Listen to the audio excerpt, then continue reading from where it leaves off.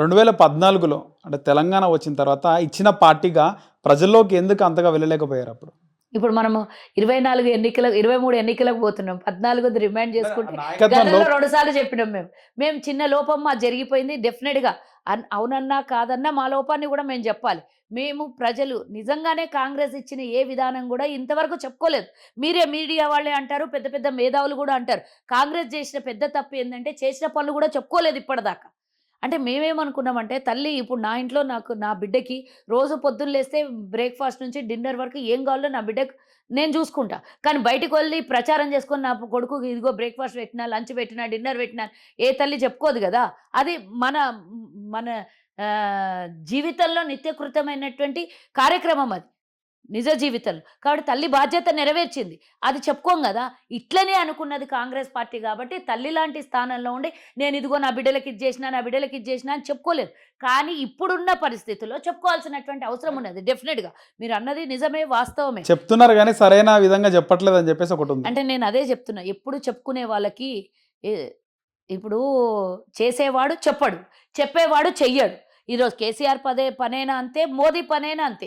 కాంగ్రెస్ స్వతంత్రాన్ని తెచ్చింది. రోజు పొద్దుగాల లేసి మైక్ పెట్టి మీ ఇంట్లో మీ పిల్లలకి అందరికి కాంగ్రెస్ దేశానికి స్వతంత్రం వచ్చింది గాంధీ హయాంలోనే, మనం పెద్దల హయాంలో పెద్ద పెద్ద వాళ్ళు దేశం కోసం త్యాగం చేసినామని అవే చరిత్రలలో రాసుకున్నాం. కానీ పొద్దుగాల లేస్తే మైకులు పెట్టి కాంగ్రెస్ దేశానికి స్వతంత్రం తెచ్చింది, కాంగ్రెస్ దేశానికి స్వతంత్రం తెచ్చిందని ఎన్నడూ చెప్పుకోలేదు. At the same time Telangana ఇచ్చింది కూడా అని చెప్పుకోకపోవటంలో మేము చేసినటువంటి తప్పిదం అనేది నేను కూడా ఒప్పుకుంటా.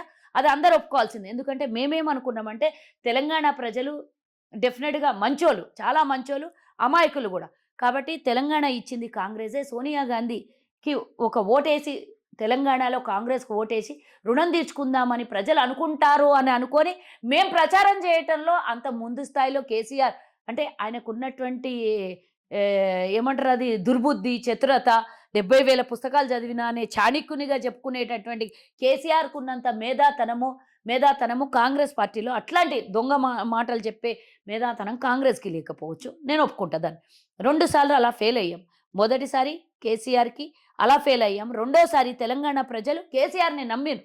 మొదటిసారి సగం విడత పని చేసినాము, సగం పని చేసినాము.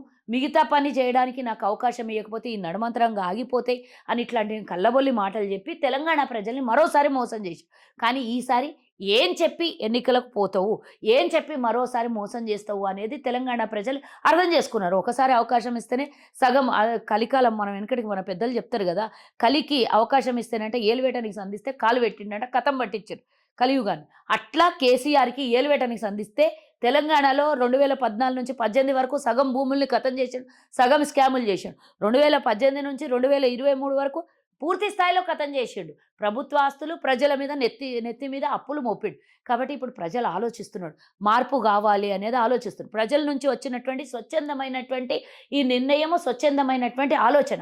అందులో భాగంగా కాంగ్రెస్ కూడా మేము చెప్పుకోవడంలో మేము వెనకబడిపోయామని డెఫినెట్‌గా ఈరోజు చెప్పుకుంటున్నాం మేము. కాంగ్రెస్ తెలంగాణ ఇచ్చింది, సోనియా గాంధీ ఇచ్చింది.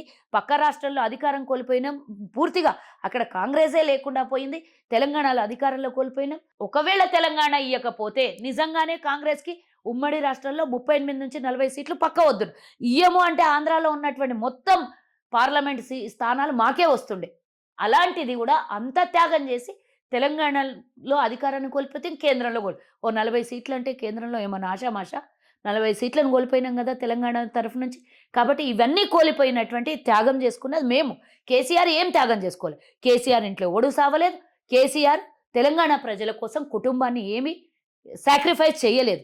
ఊరికే చావు నోట్ల తలకాయ పెట్టి తెచ్చినా అంటాడు కానీ ఏనాడు చావు నోట్ల తలకాయ పెట్టాడు? కానీ నోట్లో అయితే ఇడ్లీ పెట్టుకొని తిని తెలంగాణ తెచ్చినా అని అబద్ధాలు చెప్పాడు. బాత్రూంలో కూర్చొని ఇడ్లీ తిన్నాడు. అదందరికీ తెలిసినటువంటి నగ్న సత్యం. తెలంగాణ బంగారు తెలంగాణ అన్నాడు. బిడ్డ మెడలో 50 కోట్ల పుసల తాడు ఉంటుంది. బిడ్డకు బుర్జు ఖలీఫాలో ఇల్లు ఉంటుంది.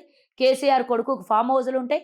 ఇంటర్నేషనల్ స్థాయిలో డబ్బులు అక్కడ పెట్టుబడులు పెట్టేసి వస్తాడు. అవే డబ్బులు తీసుకొని వచ్చి మళ్ళీ ఐటీ సంస్థలు తెలంగాణలో పెట్టుబడి పెట్టించిన నేనని చెప్తాడు. ఈయన పెట్టుబడినే వాళ్ళు తీసుకొని వచ్చి వివిధ సంస్థలలో పెడితే వాళ్ళు తీసుకొని వచ్చి తెలంగాణ పెట్టుబడి పెట్టి హైదరాబాద్ అంట ఐటీ సంస్థలకు ఇదేందంట. అసలు బుద్ధి లేని వాళ్ళకు వీళ్ళకి నేను అడగాలనుకున్నా. ఐటీ సంస్థల నిర్మాణం అనేది హైదరాబాద్ అనేది ఒక వాతావరణం, మంచి వాతావరణం, పొల్యూషన్ లేని సిటీ. బెంగుళూరో లేకపోతే బెంగుళూరులో కూడా ఐటీ సంస్థలున్నాయి. ఇంకా బాంబే నగరంలో ఎందుకు ఐటీ సంస్థలు పోవు? అక్కడే మన హబ్బు, అది దేశానికే పెద్ద హబ్బు వ్యాపారం. కానీ ఎందుకు ఐటీ సంస్థలు పోవు? అవి సముద్రం ఒడ్డున ఉండడం, వాతావరణం సహకరించకపోవడం, కంప్యూటర్లు పాడవ్వడం, ఇవన్నీ వాతావరణానికి వ్యతిరేకంగా ఉంటాయి కాబట్టి అంతేగాని హైదరాబాద్ అన్నిటికీ కారణము ఎందుకు? తెలంగాణలో అంతేగాని బీఆర్ఎస్ గొప్పతనం ఏం లేదంటారు అయితే. బీఆర్ఎస్ ఏం చేసింది? కేసీఆర్ కేటీఆర్ ఒక్క గొప్పతనం చెప్తే దాని మీద విశ్లేషణ నేనే చేస్తా. నేను మీ చెప్పిన ప్రభుత్వం హయాంలో ఎందుకు మళ్ళీ ఇంత అభివృద్ధి జరగలేదంటే ఏం అభివృద్ధి జరిగింది ఒక్కటి చెప్పండి. ఇంత అన్నావు కదా, సోషల్ అందులో ఎంత? సోషల్ మీడియాలో చూస్తున్నాం ఇప్పుడు. నేనేం చూసి చెప్పడం కాదు. వాట్సాప్ యూనివర్సిటీ సభ్యులు అందరూ గచ్చిబౌలిలో కానీ ఆ బంగ్లాలు కానీ ఆ ఇన్వెస్ట్మెంట్లు కానీ మీ ప్రభుత్వ హయాంలో ఏ బంగ్లాలు? ఏది ప్రగతి భవన్లో బాత్రూమ్ కూడా బుల్లెట్ ప్రూఫ్ తో కట్టుకోవడం డెవలప్మెంటా? లేకపోతే సెక్రటేరియట్ 610 కోట్లకు టెండర్ వేసి 1400 కోట్లు పెట్టుబడి పెట్టడం అభివృద్ధి అంటారా? మీరు ఓకే అంటే నేను కూడా ప్రజలకు రేపు పొద్దున అదే చెప్తా. లేదు అనంటే అమరవీరుల స్తూపంకి 63,000 కోట్లు 65 కోట్ల నుంచి 180 కోట్లకు తీసుకొని పోయి అమరవీరుల స్తూపం మీద కూడా లంచాలు కొట్టేసిన కేసీఆర్, ఇక శవాల మీద పేలాలు ఏరుకున్నటువంటి కేసీఆర్ అమరవీరుల మీద కూడా ఏరుకోవడం, ఇక అదే అభివృద్ధి అంటే నేను ఒప్పుకుంటా. లేకపోతే నా ఒక కేబుల్ బ్రిడ్జ్ చేసి ఇదే అభివృద్ధి అంటే దాన్ని కూడా నేను ఒప్పుకుంటా. కానీ తెలంగాణ ప్రజలకు ఎవరికి డబుల్ బెడ్రూమ్ ఇండ్లు వచ్చింది? ఎవరికి రైతులకి ఈరోజు రైతుల పోరాటం నడుస్తున్న ఇష్యూలో ఎవరికి ఈరోజు ఏకకాల రుణమాఫీ చేసినావు? రైతులకు ఏది సబ్సిడీ ఇచ్చినావు? రైతులకు ఏది కనీసం ఒక్క వస్తువు అన్న వాళ్ళు పండించిన పంటకు అదనంగా కేంద్రం ఇచ్చిన రేటు కన్నా నువ్వు అదనంగా ఇచ్చి వాళ్ళ దగ్గర ఏమి కొని సహాయపడుతున్నావు రైతులకు చెప్పు. 65 లక్షల మంది తెలంగాణ వచ్చిన తర్వాత 65 లక్షల మంది విద్యార్థులు ఈ రోజు నిరుద్యోగంలో కూరుకొని పోయారు. ఏదో ఒక్కటి నాకు చెప్పండి ఇందులో నేను చెప్పిందంటే. ప్రముఖ ఛానల్లో కేటీఆర్ మాట్లాడుతూ సూపర్ స్టార్ రజనీకాంత్ అలాంటి ఆయన్నే వచ్చి హైదరాబాద్ ఇది మలేషియానా సింగపూరా అని షాక్ అయినా అని చెప్పాడంటే మా అభివృద్ధి లేదా మా వాట లేదా అని చెప్పేసి ఆయన మీడియాలో మాట్లాడుతున్నారు. అంటే రజనీకాంత్ లాంటి వాళ్ళే మాట్లాడారు కదా. అక్కడ దాకా మాట్లాడిందే వీడియో పెట్టుకున్నారు. ఆ తర్వాత చంద్రబాబు నాయుడు హయాంలో జరిగింది అనే మాటను కట్ చేసి పెట్టుకున్నారు. ఇక అంతకన్నా దౌర్భాగ్యం నేనేమంటా? మీరేమంటారు అయితే? నేనేమంటా తెలుసా? గతంలో ఉన్న ప్రభుత్వం చేయలేదు అని నేను ఎవరిది అన్నాను. టీడీపీ ఆర్జంబూసి, టీడీపీ ఐటీ అంటే అస్సలు వచ్చిందే ఐటీ రంగం భారతదేశానికి రాజీవ్ గాంధీ హయాంలో. దాన్ని తెలంగాణ, దానికి ఒక హైదరాబాద్ అనేది పెట్టుబడికి కానివ్వండి, ఐటీ సంస్థలకు కానీ ఈ వాతావరణం పూర్తి స్థాయిలో పనిచేస్తుందని అనుకూలంగా నుంచి వచ్చినటువంటి పెద్ద పెద్ద మహానుభావులు కూడా అనుకూలంగా ఉంటుందని ఇక్కడ ఐటీ సంస్థలు స్టార్ట్ చేసారు. ఆ తర్వాత 1 by 1 వాటంతట నువ్వు వద్దన్నా వస్తాయి, అవి నువ్వు వ్యతిరేకించినా వస్తాయి. నీకు ఇన్కమ్ వస్తున్నప్పుడు నువ్వు ఎందుకు వద్దంటావు? అవే అట్లా వచ్చినాయి. కానీ కేటీఆర్ నేను చేసేసినానంటే ఈరోజు తెలంగాణ మీద ఆ రోజు ధనిక రాష్ట్రం అన్నావు, హైదరాబాదులో ఉన్నటువంటి ఇన్కమ్ అంతా తెలంగాణ సంపద అన్నావు.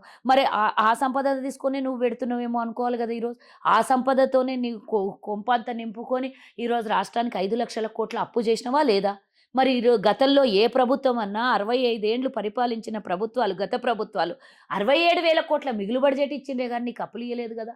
ఈరోజు 5 లక్షల కోట్లు ఒక్క రాష్ట్రానికి 9 ఏళ్లలో 5 లక్షల కోట్ల అప్పు అయింది. ఇది ధనిక రాష్ట్రం, మరి ఎందుకు అప్పులైనాయి?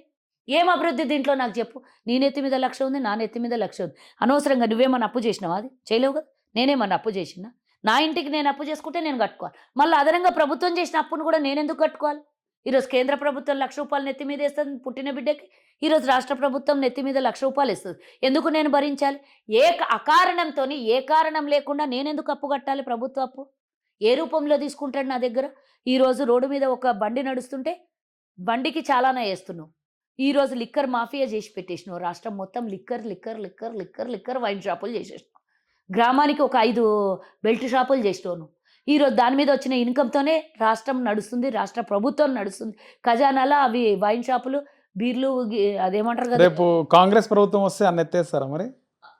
ఈ బెల్ట్ షాపులు నడిపించడం కరెక్ట్ అంటే మీరు నాకు చెప్పండి. బెల్ట్ షాపులు అయితే ఎత్తేయాలి కదా. ఒకటి ఒకప్పుడు నాకు తెలిసి లేవు బెల్ట్ షాపులు అయితే అన్అఫీషియల్ గా వ్యాపారం చేస్తున్నట్టే కదా.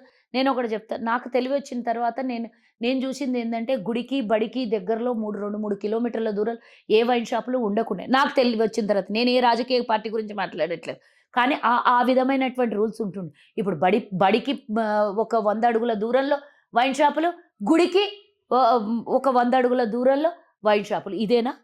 ఇదేనా మన సంస్కారము, సంస్కృతి? చెప్పండి నాకు.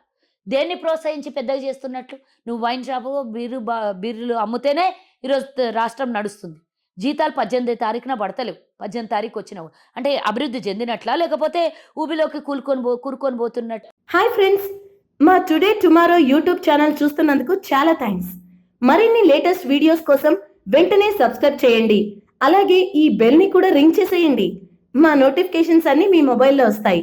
అలాగే మా వీడియోస్ మీకు నచ్చితే లైక్ చేయండి, షేర్ చేయండి, నచ్చకపోతే కామెంట్ చేయండి.